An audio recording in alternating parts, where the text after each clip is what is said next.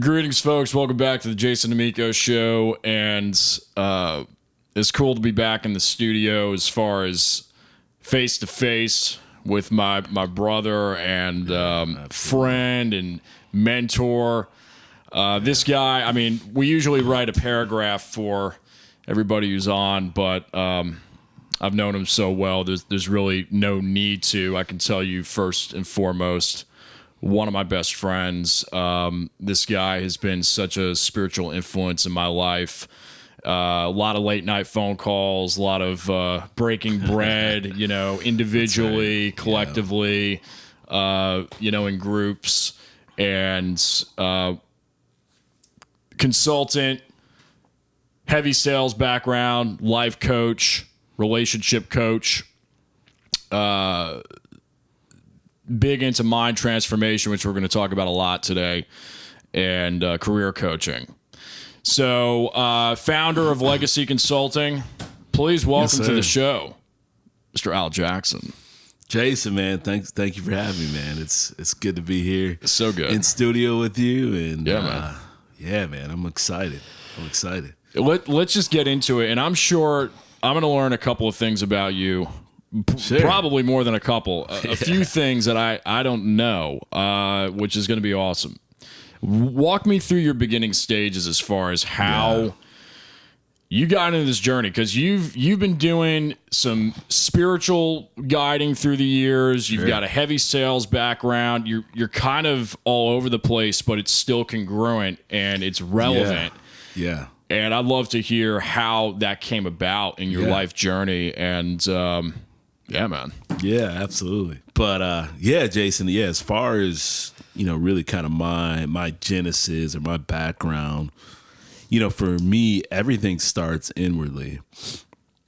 So even before the sales career, even before, sales management and life coaching, everything else, that really just kind of started for me just from an inward focus, inward health, really inward growth, as well. So focused on learning myself how to meditate, right? How to, how to still my mind, how to develop just healthy mind patterns, as well. So, and a lot of that for me too, I was going through a life phase where working multiple jobs, valeting, overnight security, doing all sorts of stuff just to make ends meet.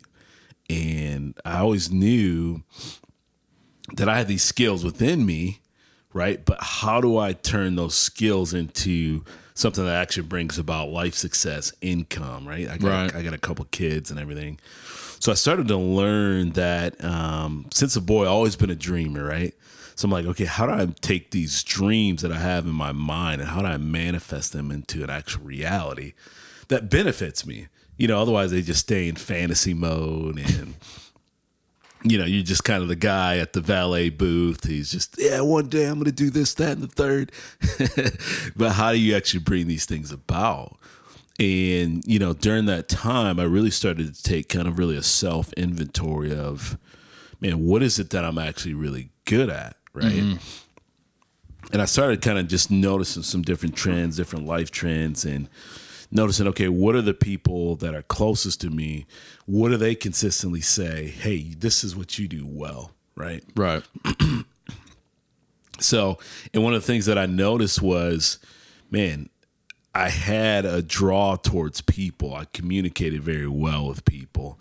I looked at all my friendships, and I'm like, okay, I'm consistently the guy that they go to when they have a problem or they have an issue or they're struggling with something. And, sometimes you can just feel like, man, you're just that pit that people dump on. But you're like, okay, if I got good people skills, if most people close to me are saying, man, this guy's a great listener, I'm like, how does that translate into success, business, money, so on and so forth? And then that's when I started to have the thoughts of, man, I think I can do something like, is this a business? And then it dawned upon me that, man, life coaching, like that's a business, right? That people get paid for. Some people get paid very well for, whether it's life coaching, relational coaching, counseling, consulting. So it was during that time that I actually met a business owner that my mom was actually a dean at a local private school. And this guy had a company, was taking off. He was interested in hiring salespeople and had asked my mom about me and connected the two of us. And he offered me a job in sales. Now, I'd never done sales. I'm thinking to do sales, man, you got to be in people's face. You got to be crafty, all these different things to be successful in sales. But one of the things that I found very early on in that sales career is that that so much of sales is just, it's people, right? It's having I used to always tell my salesmen that sales is really just having your PhD in people skills. That's what sales is if you want to be successful in it. So I learned that I could use those skills, the listening skills that I had developed of listening to people and I'm just one of those people that I love understanding the science of what makes people tick. Yeah. What makes people do what they do, think what they think, motivated the way that they're motivated, whether it's success or lack thereof. I love watching and knowing the journey of people that makes them who they are. So that curiosity with good listening skills, I was able to build a sales career because I would just focus in on, I would ask a lot of questions to discover what it is that a customer would actually value or want. And then I would take inventory of it, and then I would focus my sales pitch around, okay, let me find solutions for what they want. So the focus wouldn't be necessarily on my product or the service that I wanted to give them, but I would tailor make it completely to whatever that they valued or they said that, hey, this is actually what I want. Yeah. And I found that when you did that you would eliminate a lot of the other stuff that gets in the way of making a sale. And I would find that that I was pretty successful at it. You wouldn't think that a guy who's more personality wise is a little bit more laid back, more reserved, not super aggressive could be successful in sales. But I was doing numbers at that company that many hadn't done up to this point. And, that led me into just a handful of months of becoming a sales manager, which there I had to learn and just really kind of develop a whole new set of skills. And now not only selling, but leading other people to sell. And then I feel like that's where I really developed, okay, not only the ability to read people, to help them, understand what they want or what they value and then finding solutions based upon that. Now I'm learning to lead a group of people with different skill sets, different personality backgrounds. I mean, I had guys that were, in their mid-20s to other people that were in their 50s, right? In different walks of life. But our responsibility is to bring revenue into this company. So now I'm learning, okay, how to lead different personality types with different skill sets, different value systems to be successful in sales, and just kind of had a hodgepodge of a group of salesmen and just learning how to, again, apply that skill of even with them, okay, let me figure out what makes them tick, what makes them actually want to get up every day and land a job. What is your value system? What is your why? Because if you can discover a person's why, then you can actually teach a person to be successful, right?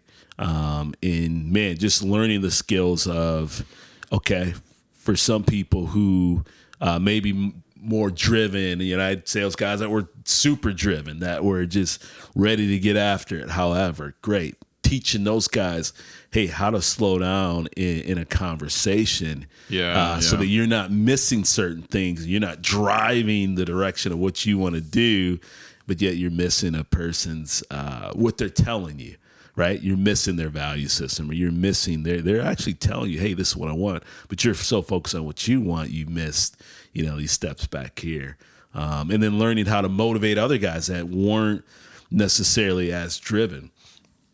Okay, you're not a natural salesman like me, but what are your motivators to bring revenue into this company? Like, how does that motivate you, right? You are a little bit. I had some sales guys that were more quiet and more laid back. That's a skill that you can use. Use that to an advantage. Yeah, use it to an advantage. Use it to sit back, to listen attentively, right? Take notes as you're listening to the customer.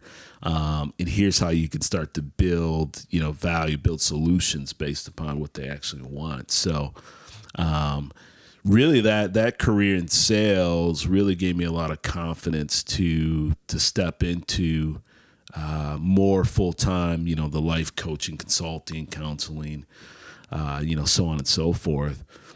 But it really was that career that kind of catapulted me into the business, really. Yeah. That's cool. Did you have any influences early on that you kind of wanted to model after as far as sales, or was it, you said that you were a natural. So I was just curious to see maybe if there's a couple of personalities that you found yourself emulating to a certain degree, or it'd be interesting to say. Yeah. So I think probably one of the books that had the most influence on me was How to Win Friends and Influence People. Yeah, Stephen Covey, right? Yeah. So that book there, that book by Dale Carnegie, that book had a big. Oh, that's Carnegie. I was thinking of 7 Habits. Right. Yeah, you're good. But that probably had one of the biggest influences on me because it was a sales style that I knew that I could adapt. Because his approach, is really how to just win friends, influence people, but it was, the focus is on the other person, right? The focus is, okay, let me focus in on them. What's the goal that I can find in them? And if I help them achieve what they want, then I'm going to get more of what I want in life, which is a great way to live. So I would say that was probably, I'd say one of the biggest influences on me. I think Zig Ziglar was another one. I love his quote that timid salesmen have skinny children. That's a good one. That was a good motivator for me. Especially coming into sales where I tend to be more laid back.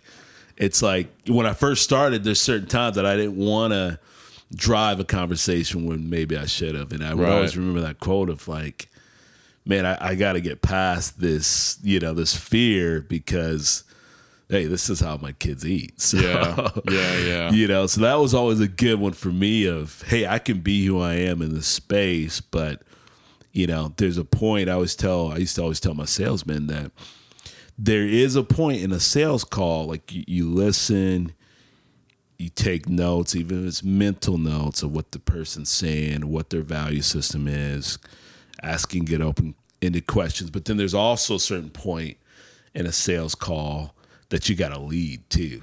And that's something I had to learn. But I love that quote of like, that would help me push past some of those moments where it's like, nah, listen, I don't want my kids to be skinny.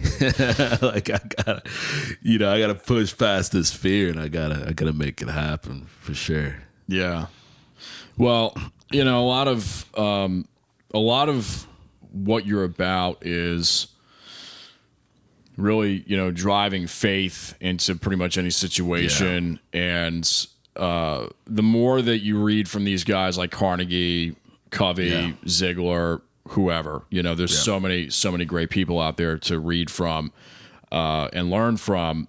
You see that stem out of everything. Faith is definitely one of the large capstone elements that's required in any business venture, artistic event, anything to advance yourself. Absolutely. We could go all day with this. We could. I think a good place to start though is the visualization aspect and really believing before you start, and how does that transfer into maybe doing a sales call or in your case now with some of the folks that you're working with, like maybe we could talk about what that looks like with some of your clients today, for example. You know, that prepping the mind absolutely for faith, you know. Absolutely. Yeah, that's great question, Jason. And knowing us too, we could go we could go off on that all day for sure. Yeah. Visualization is a major part, I believe, to just life, you know, success, you know, which people define different ways, as well as faith, 100%. You know, and, you know, what I would say with both of those is, you know, I always tell my clients that real success starts inwardly. That if you're inwardly healthy and inwardly successful, then you can manifest outward success. Right. You know, you really can. Right. And that's where it starts. And then if you're inwardly healthy and whole, you can actually enjoy outward success. You know, because if you manifest something from an unhealthy place, then many times that's going to be the same place that you're going to try to maintain it, right? And that's why you have so many people that are maybe successful in a career, but they're on Xannies or on drugs or on all sorts of stuff, right? And that's just to maintain because inwardly their mind's going crazy, right. They still feel empty, or they're constantly racing. They're struggling with anxiety, and you know, this is a lot of people that I help, and that's because inwardly they're not whole. So it starts there. You know, my encouragement to people always is, you know, one of the first questions is that I always ask, that I ask myself even before I got on this journey is, what do you want and why? Like what do you want? Typically, I'll even ask clients, one of the first questions is, hey, if I paid you whatever you want, you know, $300,000-$400,000 a year to do a specific, you know, job, or it could be a business or whatever, and you got to work, you got to do something, you know, but what would that be, right? And the answer to that question for most people tells you what they actually do want. Right? Because it's like, okay, you got to work. You're going to get paid, you know, good amount. Get money to do the work. So if that's the case, then what would you actually do? And that really helps people really discover their why. And because once you can figure out what it is that a person really wants, then you can create enough motivation to actually bring about the success. So that's good. That's really good. Yeah, absolutely, man. Let me ask you this too. What do you see as the number one common thread or theme with folks that you've worked with, where the main struggle, if you had to just really condense it into a paragraph? Yeah, I would say the main struggle for people, which, you know, going back to your first question, is it's their belief system. You know, just the main struggle is a toxic belief system. Limiting beliefs. Yeah, absolutely. You know, just bad programming. I mean, this has been kind of a theme that you and I have talked about over the last few years. I think especially in the last year, though. Yeah. We've been talking about it a lot. I've been doing a lot of work. Yeah. You know, personally. Oh, yeah, man. And we've been talking about, you know, it's just every day, it's a constant, you got to chip away at it. Absolutely. Yeah, those limiting toxic belief systems, which is a lot of that's woven in either way a person was raised. Right. Horrible circumstances, or even their view of it, right? Some people, they view a certain circumstance that maybe me or you have gone through, that we'd be like, oh, that's not that big of a deal, but it was devastating to them, which, hey, if it is, that's their reality. But you find a lot of the core belief system is developed actually at early ages, key circumstances, negative or positive, that happens to a person that starts to develop that belief system. You see people that, you know, just to give you an example, you'll see a person who grew up in a home where, you know, maybe their father was, had a hard time holding down a job. They couldn't make ends meet. They couldn't really afford to pay their bills, right? And now that turns into a client, and this is hypothetical, this isn't a client of mine right now, but that now it turns into a client who's maybe 30, 32 years old, who they're actually making good money, but they're so fearful and they're crippled by fear of losing the money because foundationally they were raised with the belief system that you're never going to have enough.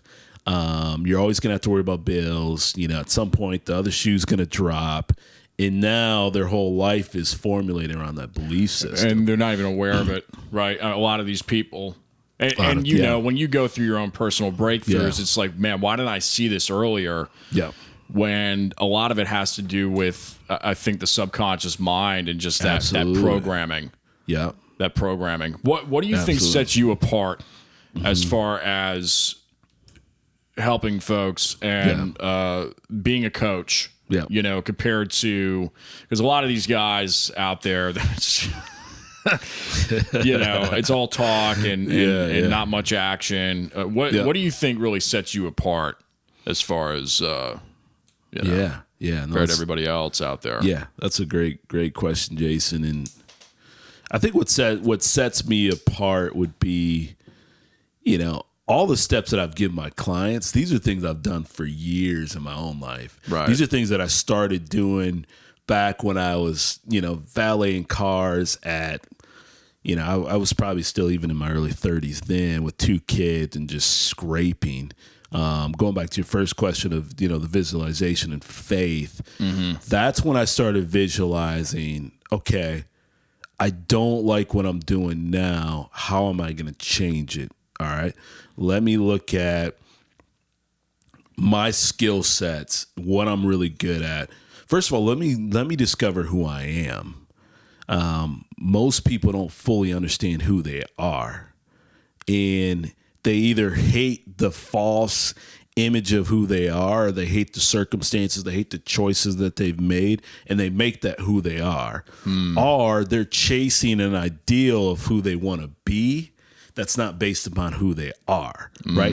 They're trying to be a life coach, but they can't, they can't discern different personality types very well. That doesn't make you a good life coach. It's not, that's not who you are. Yeah. You know what I mean? So for me, that's where it started, of wait a minute. Okay. I'm not good at these 50 things, but here's 3 things that I know that I've been created for and that I'm actually good at. And I started taking inventory of those things then of closest people to me, people I love, that I respect, that have a clear view of who I am. The consistency is, man, phenomenal people skills, great listener, a guy that people just are drawn to, can relate to almost anybody. Yep. And then, okay, what can I do with this? All right. Oh my goodness. That's life coaching, right? That's consulting. I didn't even think about those careers, but that's what that is. So I started visualizing, okay, what does that look like? What does it look like for me to coach somebody? And I would play through scenarios where people would bring me situations at my valet booth, right? Before I'm even doing it. And I would see myself, somebody would come to me, they'd bring me a problem. I'm a very visual person, so it's not too hard. And I would process how I would address their problem. I would play through all these different situations, right? So I would say, okay, I haven't actually coached or even, counseled. I haven't coached or counseled anybody until not only have I listened to them, right? Because so many times coaching or counseling can be focused on, let me just be a good listener. Well, that's great.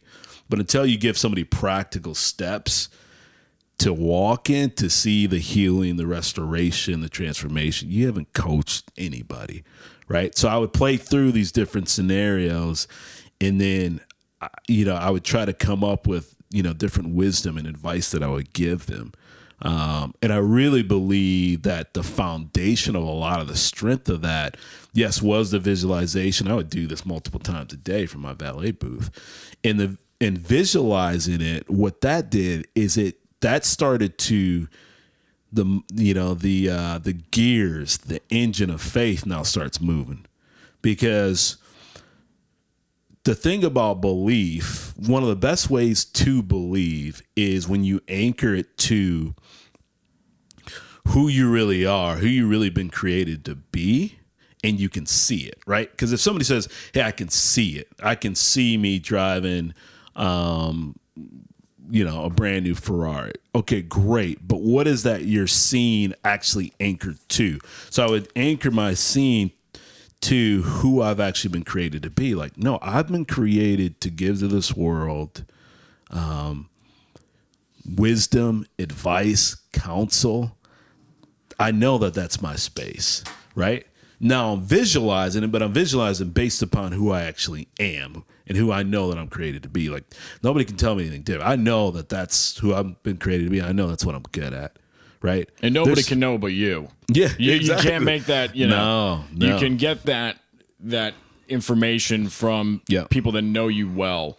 Yeah. And that can help you make those determinations within yourself. But right.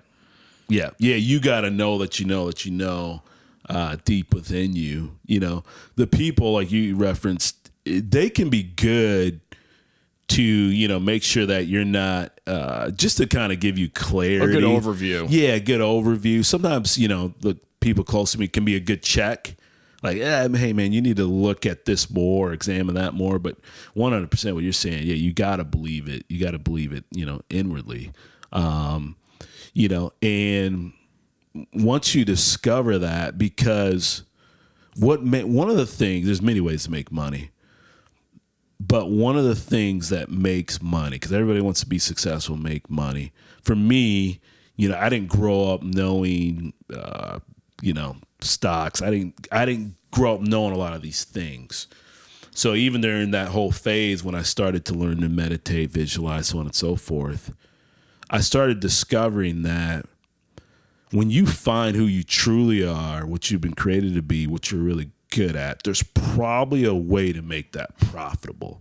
And it becomes profitable because that's who you are. That's who you've been created to be. And the right people are going to recognize that.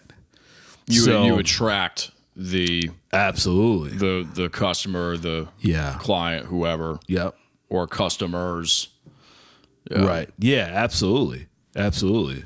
So this is really good stuff. I want to get into, when you were talking earlier about mindsets, I had a flash of like, what happens if, because when you're going through visualization, sometimes it's hard to see the picture clearly. You have those mental blocks. I think a good question I personally want to ask you, and I think a lot of people want to ask, is when you get into those places of, I really desire this, I want to see this happen, but I'm having some mental blocks with imagining it.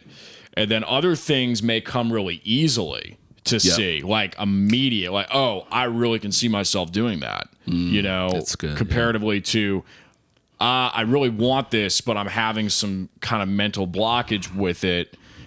Is that, I guess it's like a two-tier question, where the first question to that is that due to limiting beliefs or lack of self-esteem to actually do that thing? Or is it potentially not the clearest vision for really divinely what you should be doing? Sure. That's a loaded question, but it's a great question. That just kind of flashed up when we were on that last bit. I love that, Jason. That's a great question. Yeah, Jason, so I would say a couple things. So exercises that I use when I'm trying to visualize and it's blurry, or I'm feeling blocks, or I'm not seeing something like I feel like I should be seeing it, right? Because sometimes you'll go into a time of meditation or prayer, or however people visualize.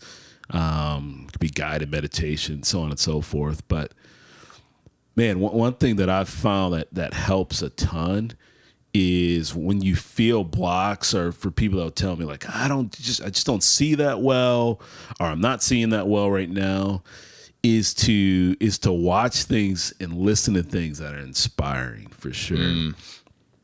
there's a reason why we love Disney. There's a reason why, like even as an adult, like, going to Disney with my kids as a 30-year-old man, and having that experience, it's just special, man. Right? Like, I could care less about Mickey Mouse and Donald Duck, but it's the lights, it's the music, it's the choreographed dancing, it's the parades that they have, and everybody, all the kids are dancing.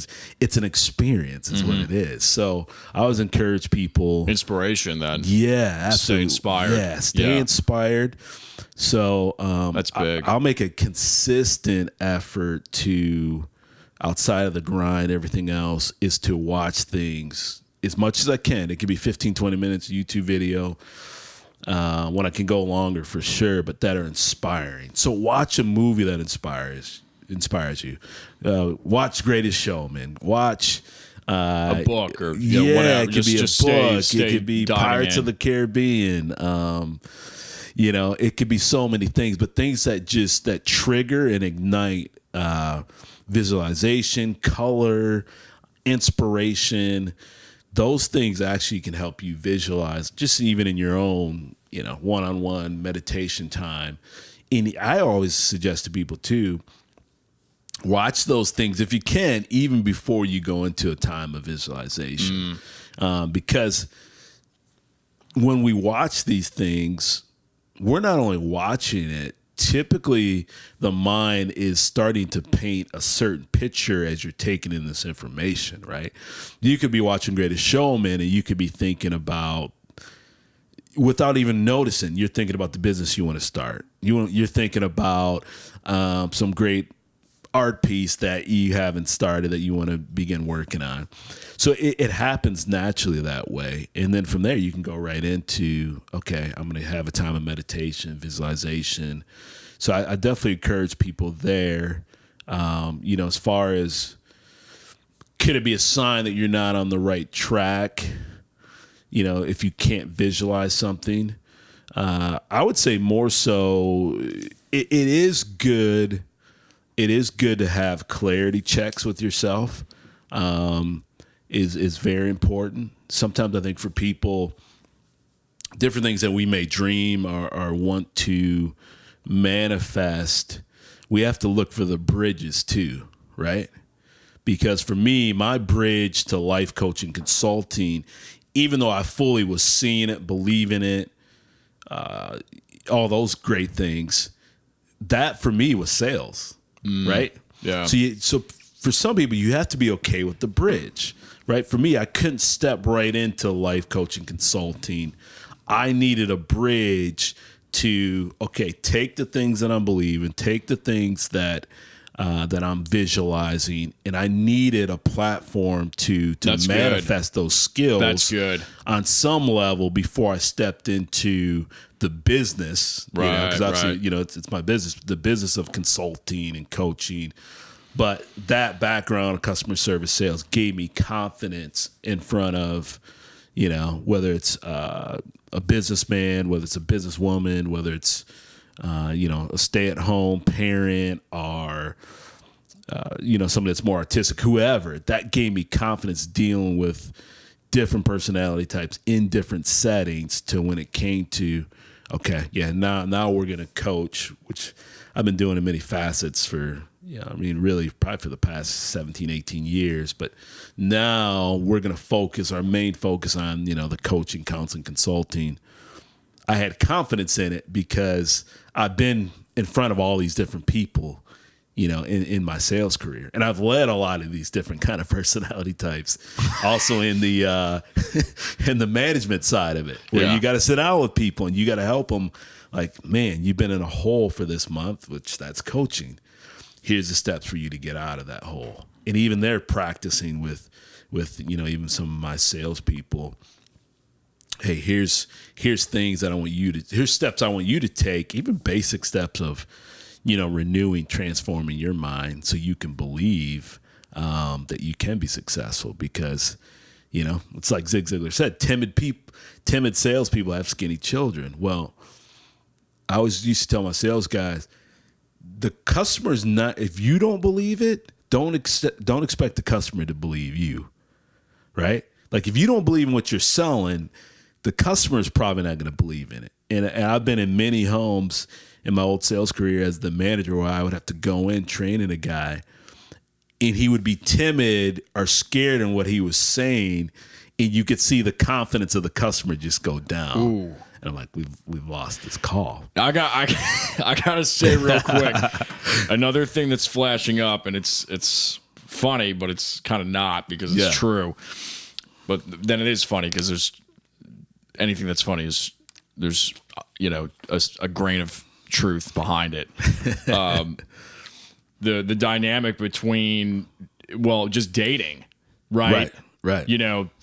From the female perspective, right? Confidence. We've heard that the guys always hear that word, and you hear about the beta males and versus the alpha males, and what's the difference there, and it really, the confidence, and even if you don't totally 100% see yourself being totally all in confident.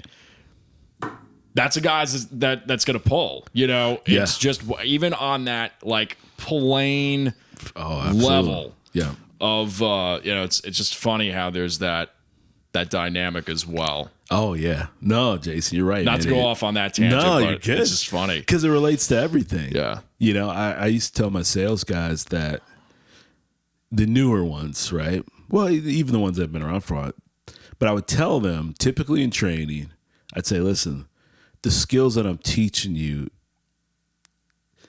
it's way beyond sales. Yeah. Yeah. It really has nothing to do with sales. That's just where we're applying it. But I'm teaching you skills that's going to bring you life success. That's so big, man. These are life success skills. Big. It's not, it's not, oh, hey, here's how you close the deal. We're going to close deals on lots of them, but these are life skills, you know? These are skills that, because I would tell my guys that, I said, the reason why these skills work for me and the reason why I think they can bring you success, because they're not a gimmick. This is how people function. It's the application, that funneled, focused application of absolutely of the just that essence of what works and what doesn't work. Absolutely. Yeah. Because it's, I would tell them that when for me, I love people, man. I love being around people. I love knowing what makes them tick, how they think, how they operate. And my passion really is I love helping people achieve their goals, see success. So I would take that into sales. If that's really where you're coming from, then it doesn't need to be a gimmick. Because when you spend your time, I would go into homes and sales, and it's the same thing now with life coaching. I would say, I want to figure out what this person wants. I really want to know.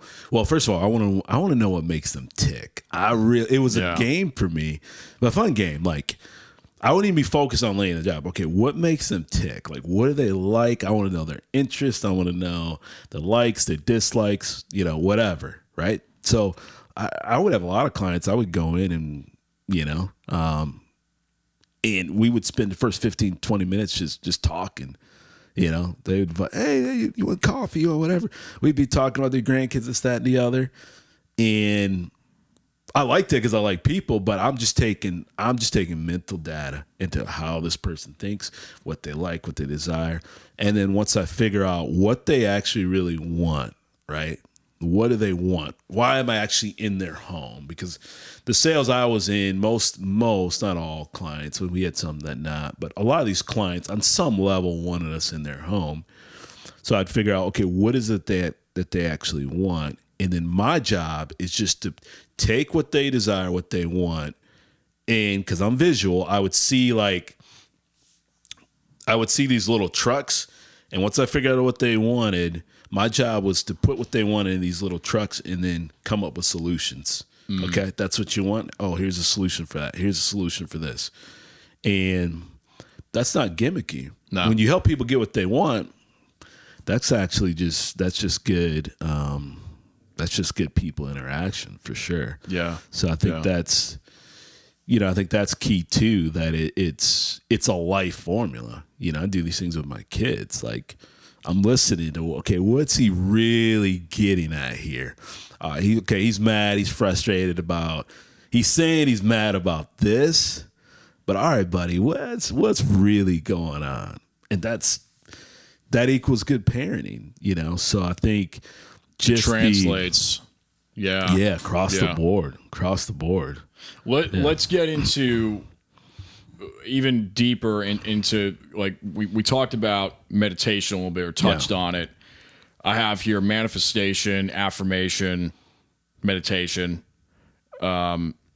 prayer, and something that you've talked about a lot in some of the groups that we've hung out in, and just the secret place, and kind of how you've been implementing that with some of your coaching and some of your personal stylings. And it's one of those things where it's like, all right, well, what is that? It sounds really religious. It sounds like, so people have they may have different connotations that ping off when they hear, so trigger that, something.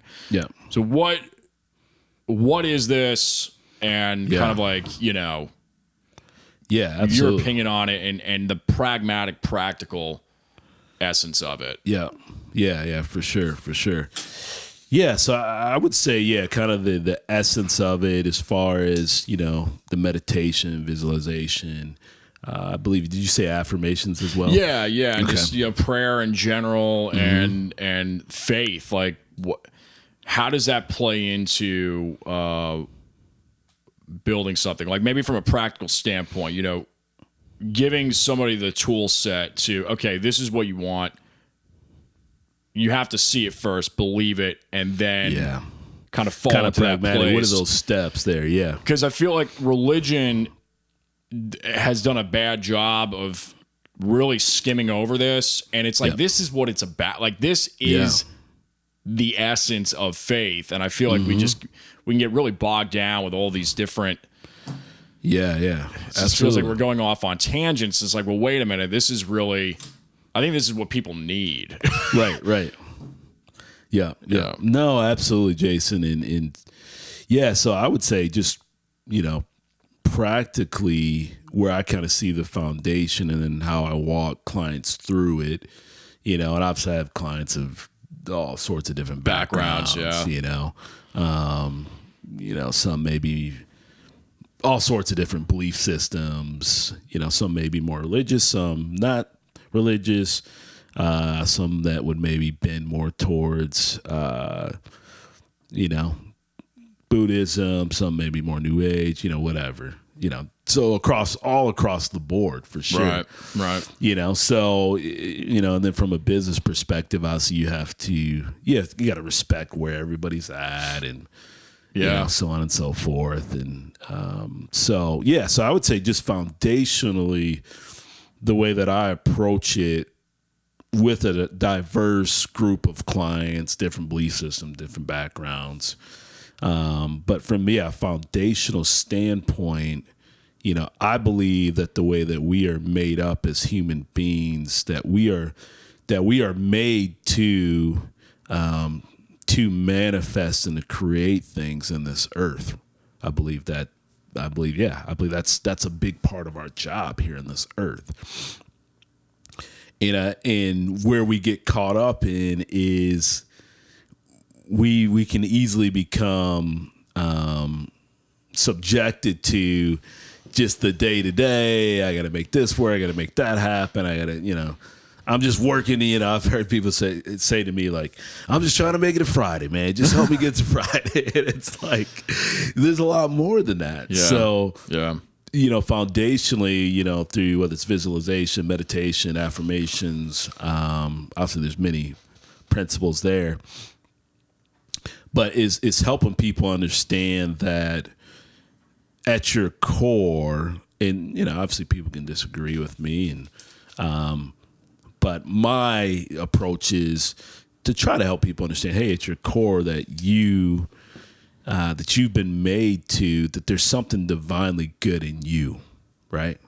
I'm just, call me a gold digger. I'm a gold digger, right? I'm a gold digger. Every day I'm digging with people and I'm helping them discover that gold, right? We're trying to get past all the crap in their life. And okay, there's gold within, I believe there's gold within everybody. And that's what I want to discover. So with people, I try to get them to understand that no, you have been created. I believe you've been created with actual purpose. I believe that you have been created with a purpose that supersedes the normal human experience, and that's what we're gonna get at. That's good. Foundation, we start there because what I found is nobody wants to meditate. Nobody wants to do the visualization exercise unless they know their why, right? The 22-year-old young guy that I coach. This isn't a guy that I actually coach, but this is just an example. Hypothetical. Hypothetical. Yeah, that may not be that motivated. He doesn't feel like he's motivated at life. If I tell him to go out, meditate 20 minutes a day for the next 7 days, he's gonna be like, dude, that's stupid. Like, I want to play Fortnite and eat Cheetos, whatever. But if I can discover his why, right? Yeah. Then now he's got some energy behind that, right? If I can discover that, okay, this guy, he may appear to be lazy, unmotivated, whatever. And here's where, back to, who I am, my essence, I'm going to ask a ton of questions because I want to figure it out. And a lot of times what you figure out, man, is that guy 2 years ago, and it's almost every time, 2 years ago, not this actual, circumstance, but 2 years ago, you're going to find something out like his, engaged his girlfriend, she broke up with him 2 months before the wedding. And he's been devastated. Like they were all in, and something happened. Yeah, catastrophic. Yeah, exactly.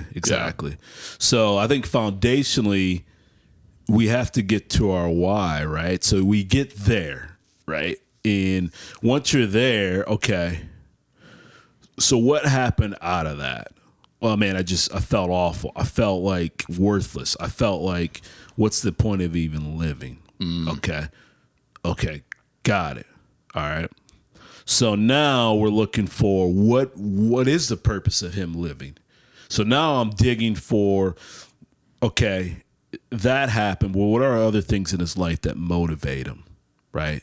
Well, man, then my mom passed 3 years before that. But I always told her like, hey, I was going to start this career or whatever. Boom. That may be his why. Yeah. How do you feel about that? Man, I feel like that's something I want to accomplish, in her memory. Great. Now we got something to anchor to. Now we got a why. Okay. Now we're discovering, okay, what is he good at? What's his skill set? Okay, it's these things. All right, we know his why. His why is to start this, this business, this career that he promised his mom he was going to start. That's his why. Okay, now we're discovering what he's good at. Okay, great. Now he's got reason to actually meditate. All right. So, hey, when you go in and you spend your time in meditation or visualization, I want you to visualize these things. For example, I want you to visualize, okay, what would be the first steps you're going to take in starting this company? Boom. And the whole time that you're visualizing these things, and let's say he told me about, I'm going to ask him, okay, where were some of the most significant moments with your mom? Man, we would always have great talks over lemonade at the kitchen table. Great. As you're visualizing you starting this business, I want you to also be picturing those conversations at the kitchen table having lemonade. You're telling your mom, like, hey, Mom, here's what I'm doing. Here's the steps that I'm taking. And I'm doing that because that's his why. That's his motivator. Yeah. Right? Yeah. And then now we can build upon that. And then what's starting to grow now is faith. Like, man, wow. All of a sudden he's seeing other things. He gets an inspiring thought. Right. Ooh, right. Oh, man, this is going to be a great market for this. Okay, cool. Let's research that. Let's look at that. Because now he's got a why that's moving him, right? Now you're moving him from that. And now he's spending less time playing Fortnite, and he's spending more time focused on the business stuff because he's rediscovered his why. So to me, yeah, any of the meditations, affirmation, it has to be anchored in a person's why. Otherwise, they just look at the rest of us like, you guys are idiots. You're just like floating around on clouds, and this stuff is stupid. It's amazing when it clicks, though, and you realize, wait a minute, this is no wonder why all of these successful people, you keep seeing the same thread. Like at first, it's from this place of why do they keep talking about this? And it's like from a negative place, at least for me, it just didn't. It wasn't resonating earlier on, and then it gets to a point where it's, oh, why are they doing this? And then it starts hitting. Yeah. Because then you realize, well, okay, this is a principle. Yeah. This is a law. This isn't it's as tangible as gravity. Yeah. You know, or experiential as gravity. Yeah. It's good, man. You know. That's good. So yeah, I mean, you know, getting into all of this and success, the studying of success and what makes people tick, how to motivate yourself, and in terms of studying success and being inspired by stories of success and people's success, I would say that oftentimes I keep going back to that supernatural element of creating essentially out of thin air and being able to tie together resources, believe in yourself, believe in God, believe in whatever. I mean, there is that intangible element. I think a good place to go in this conversation would be the natural versus the supernatural. Sure. And is there even a difference in certain ways? Question. Yeah. You know, we hear these quotes of perception is reality. Yeah. You know, what is reality? Miraculous occurrences, you know, through the power of prayer, through the power of believing. Yeah. So we'd love to get your thoughts on this, your take on it, experience, just your thoughts on the conversation. Yeah, absolutely. Absolutely. Yeah. So my thoughts are definitely that, number one, I believe, this is just my belief. People can believe, you know, whatever they want to believe. And that's one of the things that I love about finally being in a healthy place where, man, I'm cool with the way other people see things and believe things. Right. Like, it's like, okay. Which I'm finding that's true confidence in what you believe. When you're comfortable with like, oh. Yeah. Okay. Wow. That's big. Yeah. That's because when big, when you're like, no, it's not like that. It's like, you know, it's like, well, then what are you trying to protect? If you're actually secure, you have no reason to protect what you believe. A lot of times that comes from insecurity and a little hinge of doubt in what a person believes when they get defensive about what they believe. That's big, no reason at all to get defensive about what I believe. People could say like, you're the biggest idiot in the world. Like that stuff doesn't work. Here's what I do. And it's like, oh, okay, like great.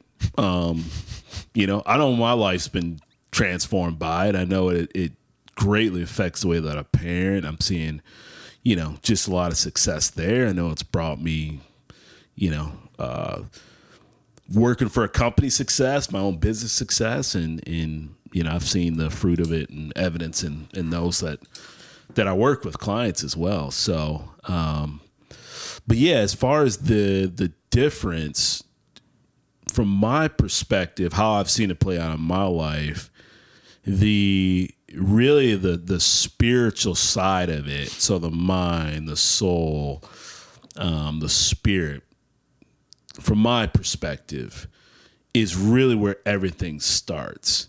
And to me, mastering that side of it gives you dominion over the physical and over the things that that we would say is more earthly for sure. Because I definitely believe that, as a person believes, right, as they believe, as they meditate, as they visualize, I have my own spiritual beliefs, but as they're developing those muscles, they do begin to create that reality and that world around them 100%. And that's preparation for the actual manifestation. Because I know without a doubt, all those little things I was practicing when I was ballet, when somebody would come to me with a problem, and this is just all me visualizing it, and then I would ask myself, like, wait a minute, like if somebody comes to me and they tell me that they obsessively worry about every negative thing happening in their lives, happening in their career, happening to their kids, like practically, what am I going to do? What am I going to tell them? And then I would play through these scenarios. That was all in what you would call more in the spiritual world, right? But then it manifested itself in the actual physical world, because I can remember some of my first calls, 2 brand new clients that I would call that were interested in, for example, life coaching, and they would present me with a problem. Oh, here's what's going on. Here's what I'm struggling with. And I would immediately draw from those experiences, all those experiences. So now that is the spiritual having, actual, dominion over the things that are even in the earthly or this realm. I've had plenty of occurrences with people that I don't even know, right? Like this happens actually. This happens quite a bit. I used to travel a lot. But I'll have people that I don't even know sitting down waiting for a plane or something like that. This is one example. They'll sit down and just start talking to me. And I'm like, why does this always happen? I'm the same way, right? Man. I'm serious. Like, you know what I mean? Yeah. And then and sometimes I just want because the other side of me too is I have a very there's a part of it that's very introverted too. And that's actually a part of my health, because that's where I do a lot of the inward work, a lot of the meditating. But they'll just start opening up to me, telling me like the life story, deep stuff, struggles. My husband's doing this. I think he might be cheating on me. Just you. And I'm like, how in the world are we going here? And then finally it dawned upon me, like, dude, don't be mad at it. That's who you are. Yeah. That's the reality of what you walk in, just in the other realm. So they affect both. And, the more that you take this realm too. So the more that you're meditating, visualize, you're believing these things. Because I think for me personally, it can happen different ways for other people. So, and I know there's many other ways, but for me personally, the more that I am meditating, visualizing, listening to inspirational messages, spiritual messages, that faith muscle is just growing and growing and growing. And I'm constantly stretching that stuff. It's growing.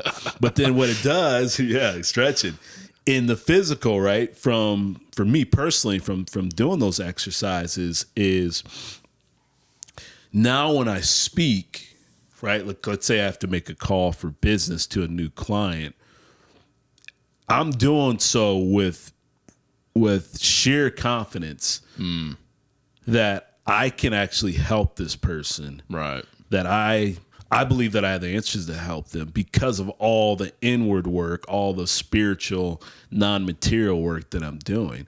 And now physically, I'm speaking with confidence because I'm doing all this work over here, right?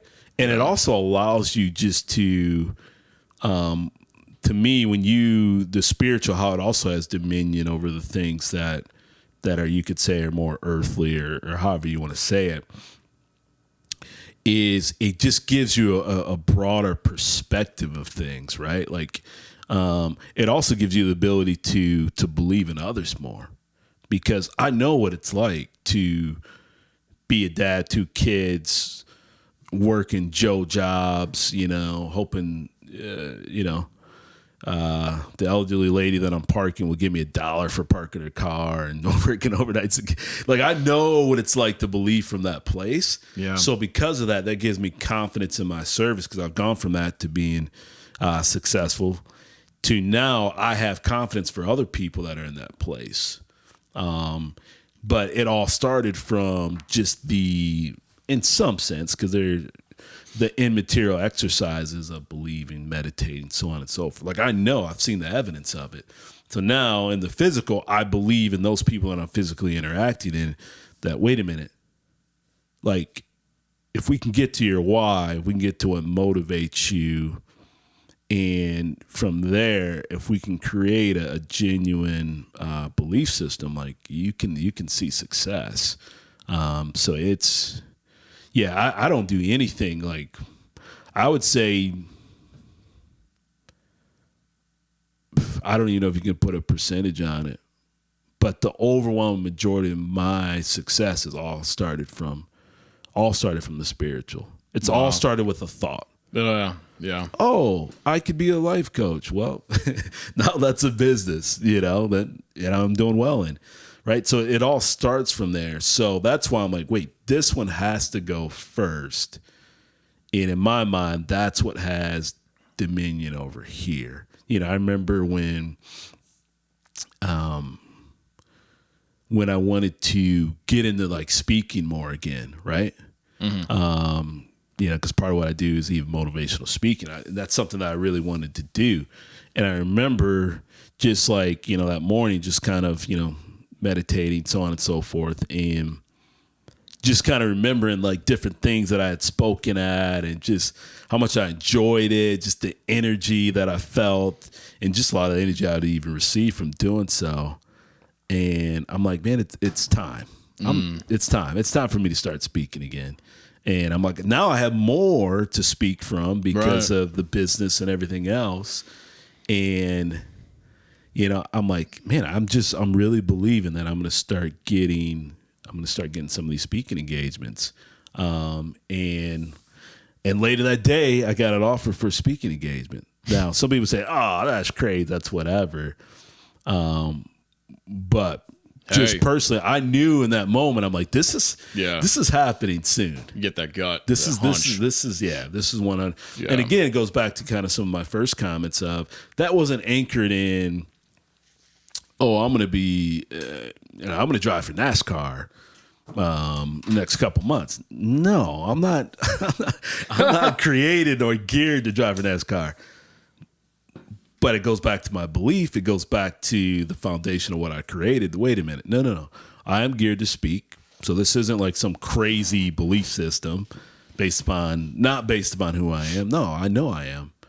And so based upon that anchoring belief, yeah, I do believe that this is what I'm attracting. And I'm looking at, okay, I'm coaching, I'm doing these things where I'm in front of people and I'm giving wisdom and advice. Why wouldn't there be a platform to also speak as well? So that's good. Yeah. I had a couple of things that popped up real quick. Combating doubt when it crops up. Yeah. Fear and doubt. And obviously we've always tried as much to dismiss it. Like when you and I talk, I find that we never really bring this stuff up, which is good. I think it's a positive thing. Yeah. We don't talk about the negative much. There's that old saying of like, don't give it attention. Yeah. Whatever that is. Yeah. And the as if principle, believing moving forward in something like you already have it. That in itself is kind of, that eliminates, maybe I'm answering my own question. I don't know. I wrote it down though, doubt, and then circled it. What are your thoughts on it as far as working with clients, working with yourself? Yeah. How do you work on that and eliminate it from your life, somebody else's life, and when it does start seeping in? Absolutely. Yeah, doubt could be a big one for people for sure. And I always tell people doubt is an actual belief system. Everybody believes. Yeah. You know, when you sit around thinking like, oh my gosh, today's going to be a horrible day. It's going to be awful. I know this is going to happen. I know when I get to work, so-and-so is going to yell at me, and then this is going to happen, and this. And then you walk in, and you got all this, like, tense energy, and you're like, oh my gosh, please don't talk to me in that way or yell at me. And then that actual reality manifests, right? That you believe. People that are negative, what they don't realize is they're some of the biggest believers. They're some of the biggest believers. Man. You believe all sorts of stuff. It's not of no benefit to your life. Wow, man. You know, everybody believes. It's just a matter of what you believe in. Like, no, you are a believer, and yeah, your life is manifesting your beliefs constantly all the time. You know, huge. They're the biggest believers in the world. It's just crushing them. So wow, that's the first thing that people got to recognize. Secondly, you know, eliminating doubt is where you choose. You got to choose to focus your energy on things that are life giving, that are loving, that are. There's that thing peaceful. where you can't. When there's an absence of something, it has to be filled to get rid of. Or to fill the void of what was there, or else it'll come back. Yeah, absolutely. Right. Yeah. So you gotta anchor your mind's focus, right? You gotta create new passageways and anchor your focus to things that are peaceful, that are loving, that do bring joy, that are good. So like with clients, I'll try to take an inventory of the good things in their life too, so that we can start anchoring their focus, their belief towards those actual things, right? And to get it off of the things that are toxic, because, you know, at the end of the day, even if it's stuff in the past, by you meditating on it, because that's what you're doing too. Negative people are the best meditators. They constant. This is gonna happen. This is gonna. What you know what you're doing? You're meditating. You're playing it out. You're visualizing the worst scenario. You're the greatest meditator in the world. Yeah. Right. So it's like, okay, we got to stop meditating and focusing in on that. And I'll even teach people like, okay, if your mind's going there, because the mind's like a muscle, you can train it different. You've been training it this way. Let's retrain it. So speak to your mind like, no, wait a minute. No. Okay. Yes, I've thought this way for so long, but I am now choosing life. I am now choosing to focus on that which is life-giving, that which is peaceful, what is loving, whatever it is. Maybe the work stuff is just awful, right? But things are healthy with your kids. That's something you can anchor to. So gratitude, right? Implementing gratitude. Yeah. Absolutely. But anchoring your mind to... the things that are life-giving, the things that are peaceful, the things that are good, right? And retraining the mind according to that muscle. Because again, what that's doing is that's allowing faith, belief to now grow. That's all. That's really all you're doing. And once faith and belief can grow, now it's breathing life into that dream. It's breathing life into, wait a minute, no, I can do that. Now inspiring thoughts of like, ooh, I got a business idea. That idea wasn't going to come about in just the muck and mire of just crappy thinking. You're creating it's like a blanket. Yeah, exactly. Where it's not going to land. No, absolutely. Yeah. So you're creating that foundation now, that interference maybe, or, you know. Yeah. But to where, now with that foundation of focus on things that are life-giving, things that are good, now you're creating a foundation to where inspiring thoughts can now come up. Because things that are inspiring don't grow on a foundation of just crappy thinking, toxic thinking. No, seeds produce after their own kind. You're just going to produce more of that. So that's where I'd go as far as doubt. I mean, it's that's great stuff. Yeah. Another thing, as we kind of start to wrap up here,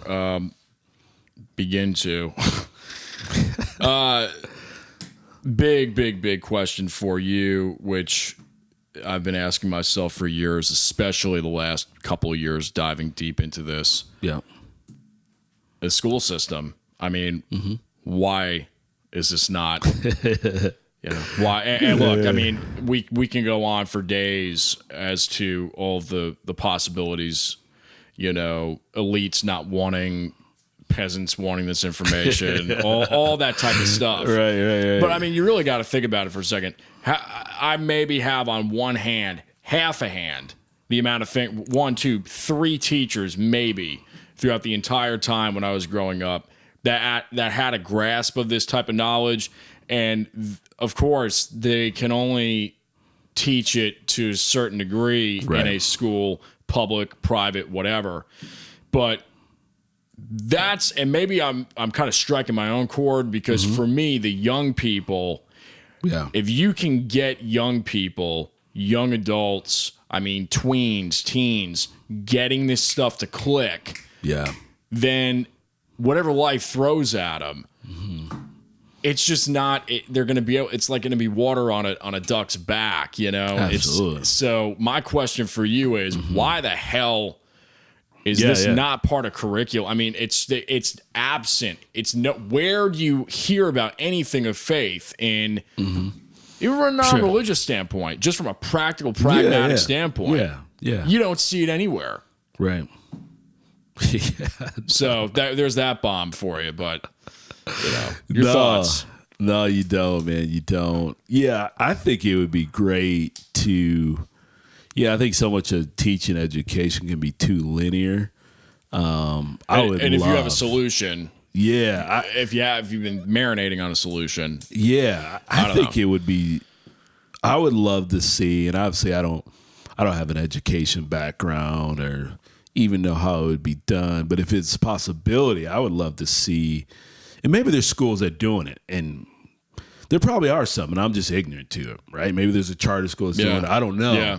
But I would love to see more. Vast majority, no. Right. Yeah. So I would love to see more, if there's not ones already, but more that are focusing in on, because it should be more of a holistic approach, but focus on teaching young people how to develop their minds, how to develop and have a healthy soul, right? How to develop a healthy belief system that actually benefits you in life, your interrelational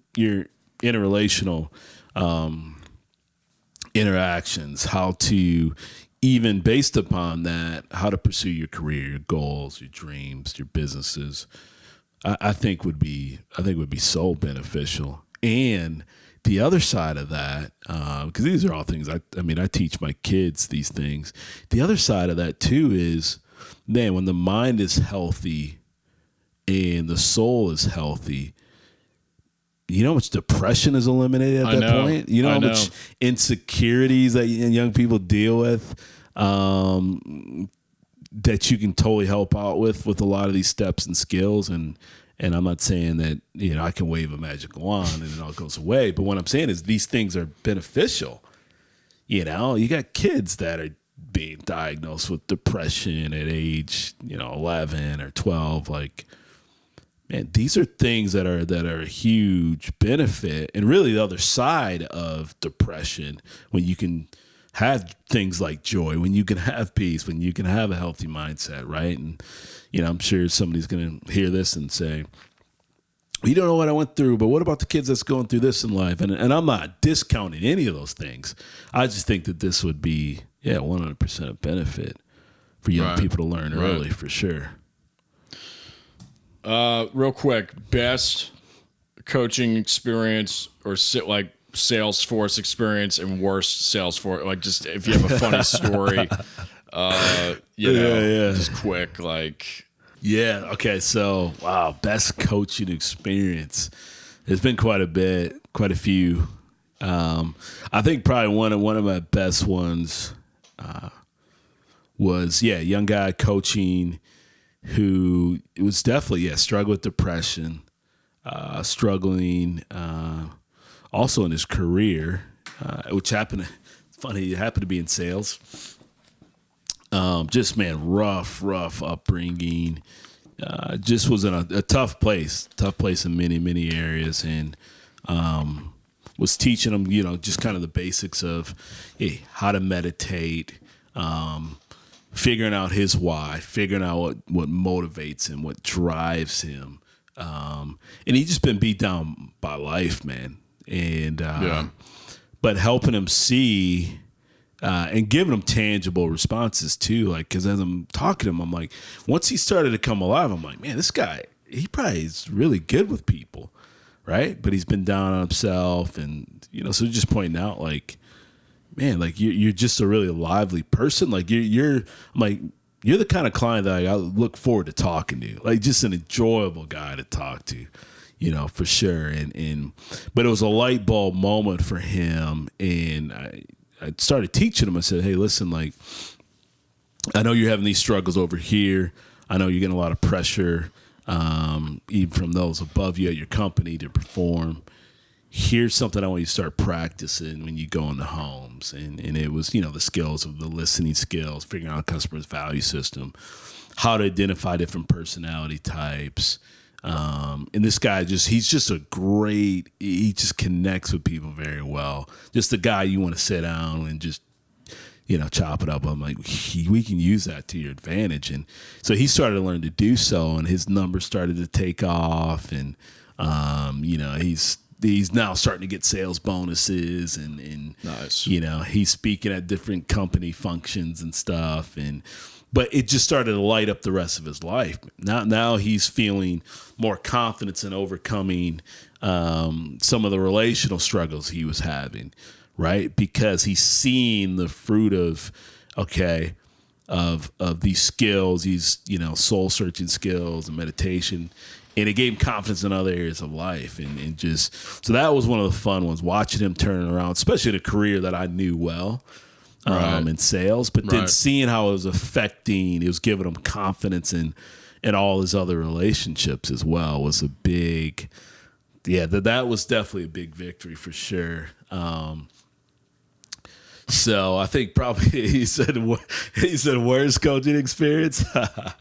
So this client, I only talked to them once, so they actually didn't end up being like a full client, but this was like the discovery call or something. Yeah, it was like the discovery call or whatever, and they had requested life coaching, so I get on the call, and I'm asking them, hey, why are you pursuing life? Why do you want a life coach or whatever? And and on the call they're just talking about, well, my life sucks. My girl says I need to get a job and I need to get my life together. And I think he was probably like in his early 30s, which, that can make that process a little harder. It's a little rough. Yeah, it's a little rough going. So he's walking me through everything, and so I'm giving him just some basics of, hey, here's how to approach it from a life coaching standpoint. And he stops me. He's like, I don't even know why I'm on this call, man. I'm like, okay, like, yeah, tell me about that. He's like, honestly, man, I don't even want to do this. I'm just doing this for my girl. I try to keep my girl. And it was funny, man. It was like, I actually chuckled on the call. I couldn't help it, but he just hit that brutally, like, honest moment, I told him, I said, hey, man, appreciate your honesty. He's like, yeah, dude, I don't even know, what am I doing, man? And he's just like, has this, like, I guess, self-discovery moment. To me, it was funny. Yeah. It was just a funny moment for sure. Cause he just is like, it's like, what are we doing on this? I don't life coaching. He's like, I'm probably not. He told me, I'm probably not even gonna do the steps. So I'm like, That's yeah, funny. man. I'm like, listen, if you're just, I said, yeah, if you're doing it for your girlfriend, like that can be a motivator, but there's got to be something within you that wants this as well. So it was funny, man. So he just was like, I'm not gonna waste your time. I'm like, all right, that's not even that bad. That's it's pretty just good. If that's funny. like the worst one. Oh yeah, that's funny. Yeah, that was hilarious. That's funny. Well, This has been great. I do this one thing at the end of every Yeah. interview, which is I call it the shootout, which is Sure. I'll say a word and that's related to the guest, and you just say a word back that it comes right off. I'm with It's it. like a popcorn psychological thing. Yeah. God. Everything. Yeah. Life. Abundantly more. It's good. Manifestation. The true fruit of spirituality. It's good. Spirituality. Spirituality is 100%. Spirituality is a completely healthy person to me That's good. because it all stems from that. Goals. Goals? Goals. Goals. Achievable.